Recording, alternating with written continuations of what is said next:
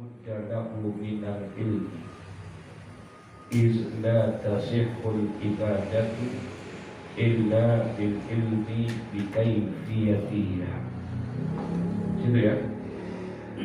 Wal maqalatu rabi'atu wa salasun, dan adapun maqalah yang ke-34 an ba'dil hukama, yakni maqalah dari sebahagian ahli hikmah, ulama-ulama yang kecenderungannya kepada ilmu tasawuf. Manis taghala bisahawati, katanya yang pertama, manis taghala bisahawati, barang siapa yang sibuk dia dengan syahwatnya, fala budda lahu minan nisa'i, maka tidak boleh, tidak pasti bagi orang itu, minan nisa'i, daripada perempuan, ai mentana wulil nisa, dia akan memperoleh perempuan. Orang yang terlalu sibuk dirinya itu mengikuti syahwatnya, kalau dia mengikuti syahwat itu biasanya yang dia harapkan itu adalah kesenangan biologisnya dia. Tidak ada yang dia cari, itu pasti yang dia cari adalah perempuan. Kalau udah terbawa dengan syahwatnya, kemanapun dia dicari, kemana aja dicari. Biar kata ke atas gunung, lautan pun seberangi, syahwat. Ya, kalau syahwat emang kecenderungannya kepada itu. Ya, beda dengan nafsu.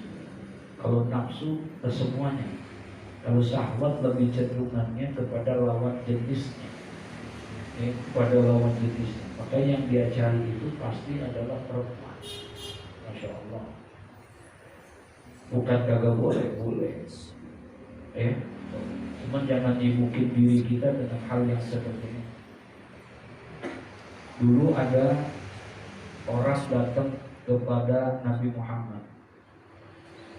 Ada 3 anak muda datang ke Nabi.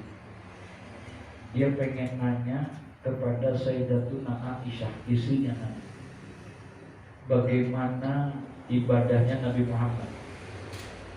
Dia pengen tahu ibadahnya Nabi Muhammad kayak apa. Karena Nabi Muhammad itu sudah dijamin dosanya oleh Allah. Liyaghfira lakallahu ma taqaddama min dzambika wa ma ta'akhkhara. Jadi Nabi Muhammad itu udah diampuni dosanya, maksud dipelihara. Nah, ini anak muda pengen tahu, orang yang udah dijamin masuk surga oleh Allah, orang yang sudah tidak punya dosa, kira-kira ibadahnya bagaimana? Apa tambah males, apa tambah rajin? Kalau kita udah dijamin masuk surga, masih mau sembahyang apa kagak kira-kira? Udah dijamin nih sama Allah masuk surga, pokoknya lu sembahyang kagak sembahyang pasti surga. Kira-kira masih mau sembahyang apa kagak? Lu mau ngaji nggak ngaji masuk? Apa iya malam-malam begini masih ngaji juga? Nah, ini anak muda ini pengen tahu. Akhirnya dia datanglah bertiga, si A, si B, si C. Kemudian ketemu dengan Sayyidatuna Aisyah. Dia tanya sama Aisyah, ya Aisyah, Ummul Mukminin, saya mau tanya bagaimana ibadahnya suami, bagaimana ibadahnya Rasulullah. Dia kan sudah diampuni dosanya dan sudah dijamin masuk surga. Kemudian Sayyidatuna Aisyah cerita bagaimana ibadahnya Nabi Muhammad. Kata Sayyidatuna Aisyah, saya pernah satu hari sembahyang. Habis selesai sembahyang Isya bersama Nabi Muhammad, kemudian Saya zikir, saya doa. Kemudian karena saya ngantuk, saya minta izin saya mau tidur. Nah, saya lihat Nabi Muhammad sembahyang. Kemudian jam 12 malam saya mendusin. Tahu mendusin? Waktu saya mendusin, saya lihat Nabi Muhammad masih sembahyang. Karena saya masih ngantuk, akhirnya saya tidur lagi. Jam 3 malam saya bangun lagi. Ternyata Nabi masih apa? Masih sembahyang. Akhirnya saya tungguin sampai dengan selesai. Kemudian saya tanya, ya Rasulullah, kenapa engkau sembahyang sampai seperti ini? Bukankah engkau sudah diampuni dosanya? Bukankah engkau sudah dijamin oleh Allah masuk ke dalam surga? Ya, tapi sembahyangmu seperti ini. Kata Nabi, afala uhibbu an akuna abdan syakura. Aisyah, apakah aku tidak senang kalau seandainya Allah memberikan julukan kepadaku hamba yang pandai bersyukur. Semakin dikasih nikmat, semakin terus mendekatkan diri kepada Allah. Tuh. Artinya udah dijamin, tapi ibadahnya masih luar biasa. Nah, ini 3 orang ini dengar kayak begitu, akhirnya mereka punya niat masing-masing. Kata si A, kalau saya lihat ibadahnya Rasulullah kayak begitu, padahal dia sudah diampuni, saya akan niat dalam diri saya. Saya akan berpuasa setiap hari. Malu saya sama ibadahnya Rasulullah. Padahal dia sudah diapain? Udah diampuni dosanya, tapi ibadahnya masih begitu. Maka saya niat, saya tidak akan mau meninggalkan hari-hari tanpa puasa. Begitu. Kata si A, dia pengen puasa setiap hari. Bagus kan? Yang kedua, dia bilang, kata dia, kalau ente mau puasa setiap hari, saya pun punya niat. Saya malu sama ibadahnya Rasulullah. Dia sudah diampuni dosanya, tapi ibadahnya seperti itu. Saya janji mulai malam ini, saya tidak akan hentikan ibadah setiap malam. Dia akan hidupkan malam-malamnya setiap malam hanya untuk ibadah kepada Allah. Subhanallah. Yang satu pengen puasa, yang satu pengen ibadah setiap malam sampai pagi. Nah, yang ketiga ini. Yang ketiga dia punya niatan apa? Kalau si A pengen puasa setiap hari, si B pengen ibadah semalam suntuk kepada Allah, kata dia, saya akan hindarkan perempuan kepada saya akan lawan hawa nafsu saya tidak mau berumah tangga. Kenapa? Karena kalau berumah tangga ada perempuan, ada istri, ibadah saya bakalan terganggu gara-gara dia. Gitu kan. Ya, Nabi dengar. Tuh orang ketiga ngomong gitu. Kata Nabi, siapa tadi yang ngomong begitu? Saya ya Rasulullah. Kenapa ente? Habis saya malu. Saya pengen puasa setiap hari. Terus yang satu lagi pengen ibadah semalam suntuk. Yang satu lagi pengen tinggalin perempuan. Gak mau dia ini dia. Mana video? Kata Nabi Muhammad, tidak ada orang yang paling takut dan paling rajin ibadahnya kepada Allah kecuali aku. Ya. Tapi serajin-rajinnya aku ibadah, sekuat-kuatnya takwa aku kepada Allah, aku tidak berpuasa setiap hari. Sebaik-baiknya puasa adalah puasanya Nabi Allah Daud alaihissalam. Sehari puasa, sehari tidak. Paham ya? Itu sebagus-bagus. Artinya diomelin ya orang. Kalau kata kita malu jangan bertingkah. Gitu. Ya, pengen puasa setiap hari. Saya aja orang yang paling bertakwa kepada Allah masih berpuasanya mengikuti Nabi Allah. Paham tuh maksudnya? Yang kedua, dia tidak mau hilangkan kecuali mau ibadah semalam suntuk. Kata Nabi Muhammad, aku serajin-rajinnya ibadah aku kepada Allah, aku juga tidur juga. Tidur juga, aku bangun di pertengahan 3 malam, kemudian aku sholat, kemudian aku tidur lagi, kemudian aku bangun lagi, begitu kan? Jadi ada artinya, ada nggak habis waktunya hanya buat itu, buat ibadah. Yang ketiga, dia nggak mau sama apa? Perempuan. Kata Nabi Muhammad, aku orang yang paling bertakwa di antara kalian, tapi aku punya istri, aku punya anak. Nah, jadi keluarlah kata Nabi, likulli syai'in haqqo. Jadi segala sesuatu itu punya apa? Hak. Gak boleh kita ini kan kita, ya, gak boleh kita ini kita. Ya. Kalau memang kita punya hak, ya boleh jalanin haknya. Itu berikan hak, tangan punya hak, mata punya hak, semuanya punya hak, keluargamu punya hak, semuanya ada. Sa'atan di rabbika wa sa'atan di nafsika.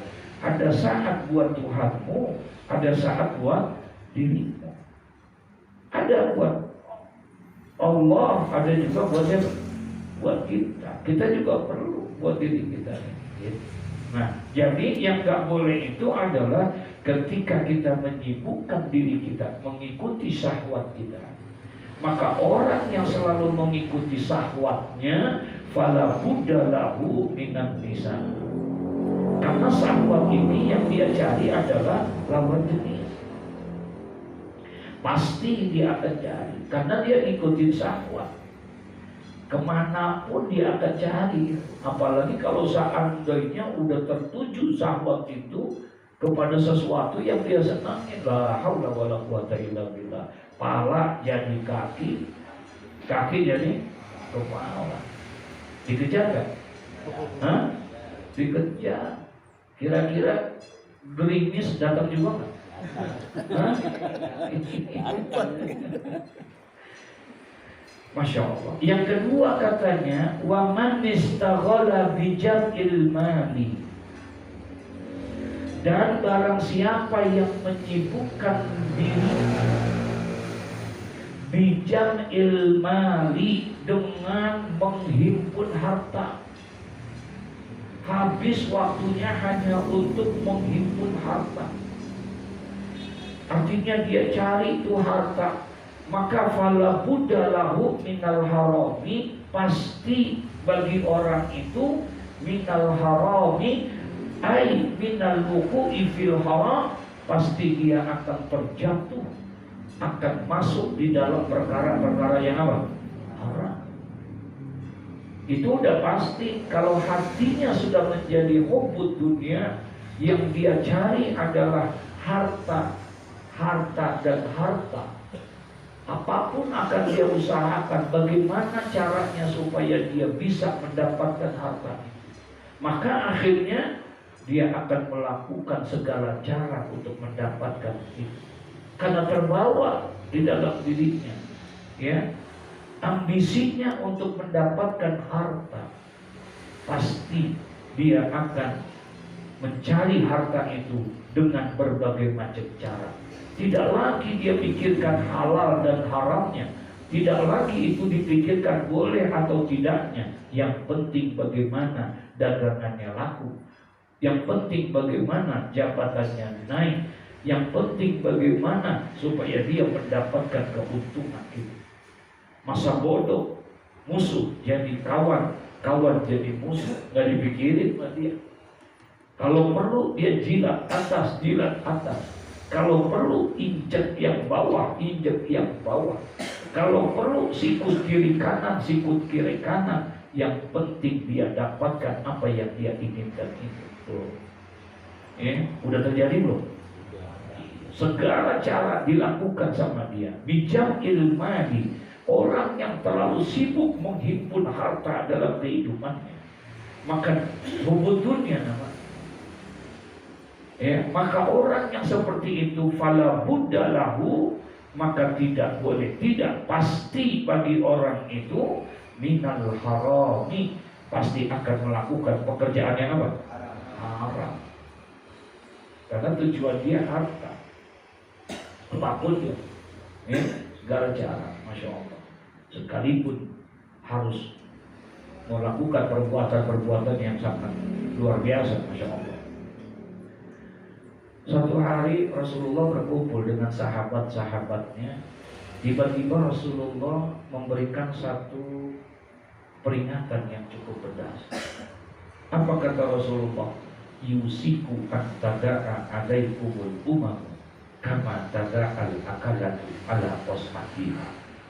Jadi ketika sedang berkumpul dengan para sahabat-sahabat, Nabi tiba-tiba memberikan satu gambaran, satu ilustrasi yang mengkhawatirkan. Yusiku at-tada'a alaikumul umam kama tada'al akalatu ala qasmatiha. Nanti satu masa akan terjadi pada umatku, kata Nabi Muhammad. Kama tada'al akalatu ala qasmatiha, di mana pada saat itu, pada masa itu, kondisi umat Islam seperti makanan di atas meja hidangan. Dari segala penjuru nanti orang akan datang ingin menghancurkan Islam. Dari segala penjuru nanti akan datang. Dari barat datang mau injak-injak Islam, dari timur ingin menjorong Islam, dari utara, dari selatan, dari segala mereka ingin memporak-porandakan Islam. Nanti satu masa kondisi umat Islam itu kama tada'al akalatu ala qasmatiha. Ini sahabat semuanya merasa khawatir, kok bisa terjadi seperti ini? Kok bisa umat Islam diporak-porandakan seperti itu dari segala penjuru? Sampai-sampai ada yang bertanya kepada Nabi Muhammad, amin killati nahnu yauma izin ya Rasulullah. Kok bisa seperti itu ya Rasul? Kok bisa umat Islam diporak-porandakan seperti itu? Apakah karena pada saat itu umat Islam jumlahnya sedikit ya Rasulullah, sehingga begitu mudahnya orang menghancurkan Islam? Amin killati nahnu yauma izin ya Rasulullah.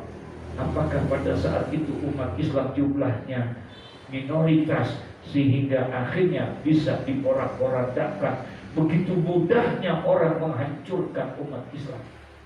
Faqala Rasulullah sallallahu alaihi wasallam, kemudian Rasulullah bilang, la bal antum yauma izin kafir. Tidak, kata Nabi, bahkan pada saat itu umat Islam adalah umat yang terbanyak. Umat Islam pada saat itu adalah umat yang mayoritas. Walakinnahum ghutha'un kathutsa'is sail. Akan tetapi umat Islam pada saat itu banyak tapi centang perenang seperti buih di lautan. Banyak tapi tidak ada persatuan dan kesatuan sehingga mudah dipermainkan dan dihancurkan oleh orang-orang di luar Islam. Tanya lagi sahabat, kok bisa? Kenapa umat yang mayoritas, umat yang terbanyak, umat yang pada saat itu adalah umat yang mayoritas, kenapa bisa terpecah belah seperti buih di lautan? Apa kata Nabi? Karena umat Islam pada saat itu terkena satu penyakit yang disebut dengan al-wahad. Ada penyakit namanya al-wahad. Itu yang merusak umat Islam. Umat Islam mayoritas tapi seperti buih di lautan. Mayoritas tapi centang perenang, tidak ada persatuan dan kesatuan. Nabi gak bicara umat yang lain, tapi umat Islam pada saat itu yang menghancurkan umat adalah sesama umat Islam. Hancur umat Islam pada saat itu. Kenapa? Banyak tapi centang perenang. Kenapa bisa begitu? Karena ada tertimpa penyakit yang namanya al-wahad. Satu istilah yang belum pernah didengar oleh sahabat. Sampai akhirnya sahabat kembali bertanya, wa mal wahdu ya Rasulullah. Apa tuh penyakit wahad itu ya Rasul? Kok begitu dahsyatnya bisa menghancurkan umat menjadi terpecah belah, padahal dia umat yang terbesar, umat yang terbanyak, umat yang mayoritas. Gara-gara penyakit ini hancur itu umat. Apa itu penyakit wahad itu ya Rasulullah? Apa kata Nabi? Hubbud dunya wa karahiyatul maut. Ini karena pada saat itu umat Islam terkena penyakit yang disebut apa? Hubbud dunya. Rela tuh karena dunia, dia menghimpunkan harta. Harta dunia bukan. Sibuk dia dengan untuknya. Jadi yang dipikirkan sama dia adalah harta, harta, harta. Ya, dunianya yang dia pikirkan terus. Masa bodoh bagaimana keadaannya, sekalipun harus menghancurkan umat, harus memecah belah umat, yang penting tercapai tujuan. Masya Allah, Masya Allah. Ya, luar biasa. Dipersiapkan segala sesuatunya. Nah, manistaghala bijam'il mali. Jadi yang kedua, barang siapa yang terlalu sibuk dia untuk menghimpun dan mengumpulkan harta, fala budda lahu minal harami, maka pastilah bagi dia akan ai minal wuqu'i fil haram, pasti dia akan terjerumus kepada perkara-perkara yang apa? Yang haram, ya, karena untuk mencari dunia. Karena nanti susah, Pak, untuk mencari uang yang halal itu susah. Kata Nabi katanya aqallu ma yujadu fi akhir zaman. Sangat sedikit sekali yang kamu dapatkan nanti di akhir zaman. Kamu akan sulit mendapatkan itu di akhir zaman. Sulit apa? Untuk mendapatkan akhir zaman itu, kamu akan sulit. Yang pertama, dirhamun halalin, uang yang halal, uang yang halal. Nanti uang yang halal kamu akan susah dapatkan di situ. Artinya apa? Bukan uang yang nggak ada, uangnya ada. Sementara untuk mendapatkan uang itu tidak dengan cara yang halal. Orang akan berlomba-lomba dengan berbagai macam cara, yang penting bisa mendapatkan uang itu. Jadi uang yang halal akan sedikit sekali pada saat itu, langka. Karena semua orang melakukan mencari uangnya dengan cara yang apa? Yang haram. Kalau caranya untuk mendapatkan uang yang halal tadi dengan cara yang haram, berarti uangnya haram. Ya, berarti uangnya haram, dan itu akan terjadi di satu masa. Kamu akan dapatkan itu. Ada 3 kata Nabi yang kamu sulit dapatkan nanti di akhir zaman. Yang pertama, uang yang halal. Yang kedua, kamu akan sulit mendapatkan saudara yang bisa dipercaya. Saudara yang bisa dipercaya, kamu akan sulit. Ya, kalau saudara saja susah kita untuk mendapatkan bisa dipercaya. Kalau saudara saja sudah susah dipercaya, apalagi orang lain. Nanti orang susah, trust ini sulit, kepercayaan ini sulit untuk bisa itu. Subhanallah. Dan yang terakhir, nanti akan sulit kamu dapatkan orang-orang yang mengamalkan sunnah. Ya Allah, ya, udah mulai dah. Man istaghala bi jam'il mali fala budda lahu minal harami ay minal wuqu'i fil haram. Ya, barang siapa yang sibuk mengumpulkan harta, maka pasti baginya daripada yang haram. Ya, pasti dia mempunyai hal yang haram, ay minal wuqu'i fil haram. Wa man istaghala bi manafi'il muslimina, dan barang siapa yang sibuk bimana fi'il muslimin, sibuk dengan memberikan manfaat kepada orang-orang Islam, fala budda lahu minal mudarati, maka pasti dia akan mempunyai keramah tamahan, ai min mulatafatihim bil qauli wal fi'li, yakni dia akan menjadi orang yang latif, yang lemah lembut, bil qauli wal fi'li, dengan perkataan ataupun dengan perbuatan. Barang siapa yang menyibukkan dirinya untuk memberikan manfaat kepada orang lain, paham maksudnya? Ya. Dia menyibukkan dirinya dengan memberikan manfaat kepada orang lain, baik manfaat dengan hartanya, dengan ilmunya, manfaat dengan perbuatan dan tingkah lakunya, maka pasti orang itu akan tumbuh di dalam dirinya sifat lutuf, sifat kasih sayang, dan juga baik di perkataan maupun di perbuatannya. Gak mungkin ya, dia bisa bermanfaat kepada orang lain kalau mulutnya kasar? Nggak mungkin. Ya, pasti akan tumbuh penuh kasih sayang, ya, di dalam dirinya, perbuatannya, perkataannya, ya. Karena sibuk dia bagaimana caranya untuk bisa menjadi orang yang bermanfaat buat orang lain. Gitu. Manusia yang paling terbaik itu adalah manusia yang bisa memberikan manfaat kepada orang lain. Khairun nas anfa'uhum linnas. Khairun nas anfa'uhum linnas.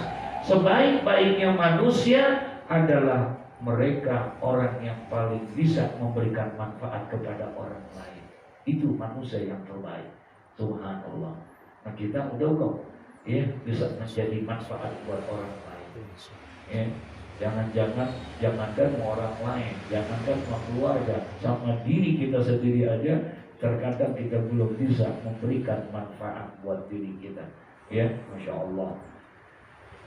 Man istaghala bimanafi'il muslimina fala budda lahu minal mudarati. Jadi orang yang kecenderungannya, kesibukannya untuk bisa memberikan manfaat kepada orang Islam, kepada orang yang baik, fala budda lahu minal mudarati, maka dia pasti akan mempunyai sifat ramah tamah gitu. Orang gak akan mau kalau misalnya gak ada sifat ramah tamah kepada orang lain, bagaimana bisa memberikan manfaat kepada orang lain. Yang terakhir katanya, wa man istaghala bil ibadati fala budda lahu minal ilmi. Tuh. Wa man istaghala bil ibadati, dan barang siapa yang sibuk dia dengan apa? Bil ibadah, dengan beribadah. Barang siapa yang sibuk dia dengan beribadah, maka fala budda lahu minal ilmi, maka pasti dia mempunyai ilmu. Kenapa? Izla tasihul ibadatu illa bil ilmi bikaifiyatiha. Sebab dia menyadari tidak akan sah ibadah yang dia lakukan, pahami, kecuali harus dengan apa? Dengan ilmu. Maka semakin dia akan rajin ibadah, maka dia akan semakin haus dengan ilmu. Dia gak mau ibadah yang dia lakukan itu fakullu man bi ghairi ilmi ya'malu a'maluhu mardudatun la tuqbalu. Dia gak mau semua amal yang dia lakukan tidak punya nilai di sisi Allah. Tidak akan ada diterima amal ibadah yang dilakukan bi ghairi ilmi. Kalau tanpa ada orang yang rajin ibadah pasti akan berusaha untuk memperbaiki ibadahnya tadi. Sholatnya diperhatiin sama dia. Mana yang masuk rukun sholat, mana yang dimaksudkan syarat wajib sholat, mana yang dimaksudkan syarat sah sholat. Dia terus pelajari.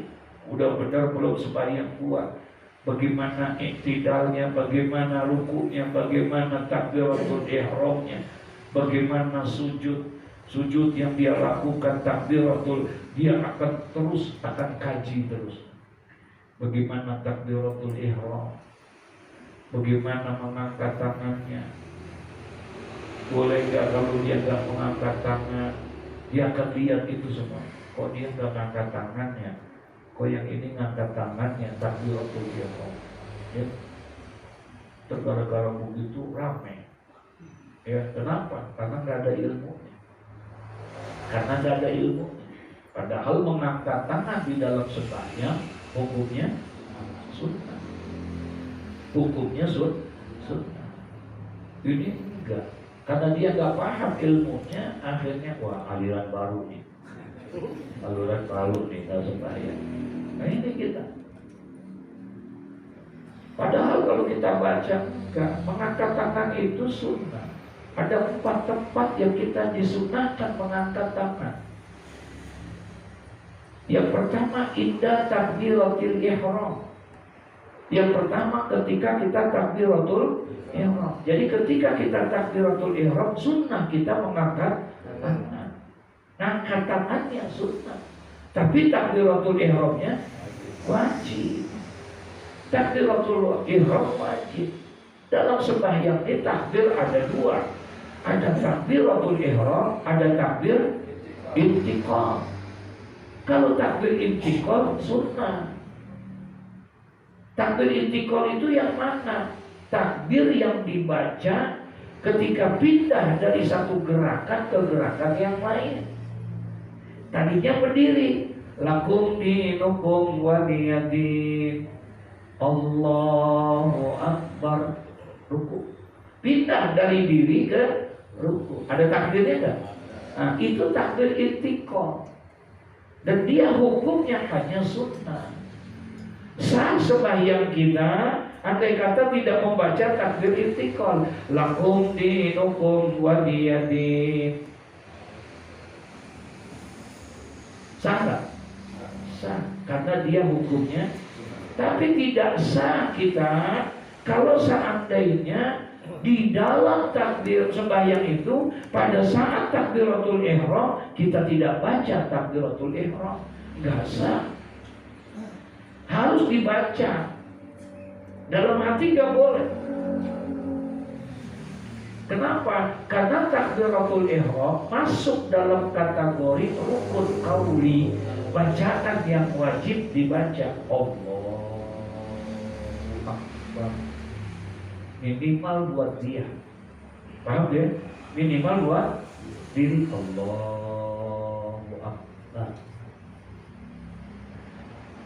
Itu wajib buat dia. Nah, buat orang yang manistaghala bil ibadah, orang yang menyibukkan dirinya untuk beribadah, fala budda lahu minal ilmi. Pasti dia akan haus dengan ilmu. Dia akan cari terus bagaimana cara supaya ibadahnya itu benar. Karena tidak akan la yasihu, tidak akan sah ibadahnya bila tanpa apa? Ilmu. Makanya dia cari ilmu, dia akan kejar ilmu. Kemanapun dia akan cari ilmu itu supaya ibadahnya dia benar. Gak akan ada nilainya ibadah kita, biar kata rajin kayak apapun kita, tapi bi ghairi ilmin, mengerjakan ibadahnya tanpa dengan apa? Ilmu, maka mardudatun la tuqbal, ditolak dan tidak diterima ibadah kita. Nah, sekarang kita cari. Makanya salah satu unsur ilmu yang wajib dipelajari bagi kita sebagai orang muslim itu adalah ilmu fikih. Ada 3 unsur ilmu yang sering kita bahas itu. Ada 3 unsur ilmu yang wajib kita pelajari. Yang pertama ilmu tauhid, yang kedua ilmu fikih, yang ketiga ilmu tasawuf. Ini 3 wajib kita pelajari. Yang pertama ilmu tauhid. Ilmu tauhid adalah ilmu yang mempelajari tentang keberadaan Allah, ya, supaya kita lebih mengenal dengan benar tentang Allah. Itu ilmu tauhid. Jangan sampai kita sembahyang, kita beribadah, kita sujud, kita menyembah Allah, tapi kita tidak kenal siapa Allah. Paham tak maksudnya? Nah, jadi harus ilmu yang mempelajari tentang keberadaan Allah, namanya ilmu apa? Ilmu tauhid. Makanya orang tua dulu gak lepas kitab sifat apa? 20. Karena udah langka banget. Betul ya? Iya. Dulu mah Masya Allah, itu sifat 20 begitu benar diajarkannya. Itu yang dikeluarkan oleh ulama. Yang kedua, ada kitab ilmu yang mempelajari tentang ilmu fikih. Kalau ilmu fikih mempelajari tentang bagaimana supaya ibadah kita benar dan sah. Nah, ilmu yang mempelajari itu adalah ilmu fikih. Dikajilah. Dan fikih ini al-ijtihad. Dia merupakan sebuah istihad. Makanya terkadang suka berbeda pendapat satu dengan yang lainnya. Gitu. Ini jangan karena ilmunya kurang, ibadahnya pengen bener, belum apa-apa udah dikit-dikit nyalain apa? orang mulu ini. Nah, ya dikit-dikit nyalain orang mulu, padahal belum ini. Masya Allah, kunutlah jadi masalah, usolilah jadi masalah, gitu. Ada nggak? Hah? Iya, usoli jadi masalah. Nah, kita orang yang rajin ibadah pasti dia akan terdorong untuk mencari ilmu agar ibadahnya sah, agar ibadahnya benar. Nggak mungkin orang rajin ibadah tapi tidak mencari ilmu, ya nggak mungkin. Pasti dia akan memperbaiki ibadahnya, semuanya, apapun ibadah yang dia lakukan. Nah, katanya manis taghala bil ibadah, barang siapa yang sibuk dia dengan melaksanakan apa? Ibadah, fala budda lahu minal ilmi, maka pastilah bagi orang itu mempunyai ilmu. Artinya dia akan cari ilmu. Karena apa? La tasihhu ibadatu illa bil ilmi. Tidak akan sah itu yang namanya ibadah dia kecuali dengan ilmu, yaitu tentang bikaifiyatihimatiha, yaitu dengan tata cara melaksanakan ibadahnya. Ya, bagaimana kalau ada orang yang sembahyang, kalau dia sembahyangnya berjamaah kayak apa? Ya, syarat-syarat dari imam apa, syarat dari makmum apa, terus apa yang mesti diinikan sama makmum, gitu. Makmum ini boleh enggak dia berimam kepada waria, misalnya laki-laki, ya nggak ada imam, maunya ada di situ waria misalnya, ya boleh atau tidak, macam-macam dan lain sebagainya. Ya, nah itu pelajaran ilmu tentang yang seperti itu. Jadi semakin banyak orang itu sibuk dengan ibadah, pasti keinginan untuk menuntut ilmunya semakin apa? Semakin tinggi. Ya, itu sudah menjadi sunatullah katanya. Begitu kata orang ahli-ahli hikmah. Jadi yang pertama, kalau ada orang yang sibuk dengan syahwat, ya pasti dia mendapatkan apa? Perempuan. Karena syahwat kecenderungannya untuk mencari lawan jenisnya. Bukan nafsu nih, syahwat. Ya, kalau nafsu semua, bukan hanya lawan jenis, tapi semuanya. Nafsu mengejar dunia, mengejar ini, mengejar itu nafsu mengajaknya kepada dia. Ya, tapi kalau syahwat kecenderungannya adalah kepada biologis. Ya, nah makanya dibilang manis tahola bisahwat, barang siapa yang cenderung dia, sibuk dia dengan syahwatnya, fala budda lahu minan nisa, pasti dia mempunyai perempuan. Dia cari itu kemana? Ya Allah, ke ujung burung dikejar kan? Tahu ujung burung? Ya Allah, gua buang lo ke ujung burung lo, begitu. Satu hari saya ceramah di Bandung Selatan, nggak taunya desa Ujung Berung. Iya, di Bandung Selatan itu ternyata ada. Ya, desa Ujung Berung. Lah sampai juga gua ke Ujung Berung. Kosong banget, kosong. Iya, diundang ke lama Ujung Berung di dekat Cililin sana tuh, di Bandung Selatan sana. Allah, saya bilang sampai juga ke sini. Padahal dulu orang tua kan suka begitu ya. Ya, bandel banget, gue buang ke Ujung Berung. Yang kedua, waman istaghala bi jam'il mali, orang kalau kecenderungan hidupnya untuk mengumpulkan apa? Harta, pagi, siang, sore, atau semua yang dia cari harta, pasti fala budda lahu, tidak boleh tidak, pasti orang itu minal harami aywuqu'il fil haram, pasti dia akan jatuh kepada perkara yang apa?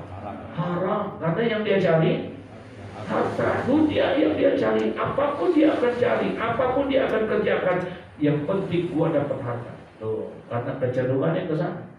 Tapi yang ketiga, wa manistaghala bimanafi'il muslim, apabila ada orang yang sibuk bimanafi'i, dia berusaha untuk memberikan manfaat kepada orang-orang Islam, memberikan manfaat kepada orang Islam, pasti fala budalahu fil minal mudarati, pasti orang itu akan mempunyai sifat yang ramah tamah. Gak akan mungkin dia bisa memberikan manfaat, bisa disenangi oleh orang-orang lain kalau dia tidak punya sifat ramah tamah, kasih dan sayang kepada sesama. Masya Allah.